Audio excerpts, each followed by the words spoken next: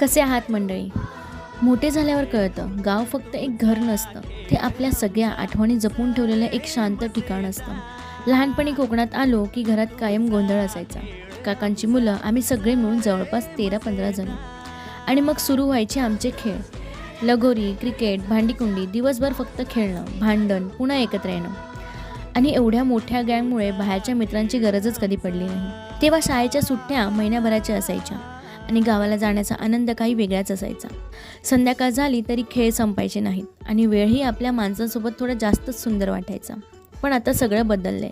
सगळे मोठे झाले, कोणी जॉबमध्ये, कोणी कामात. सगळी भावंडं आता मुंबईला राहतात आणि आता गावाला यायचं म्हणजे फक्त 4-5 दिवसांची धावपळ. पूर्वीसारखा वेळ कुणाकडेच उरलेला नाही, म्हणून सगळे एकत्र येणंही खूप कमी झालंय.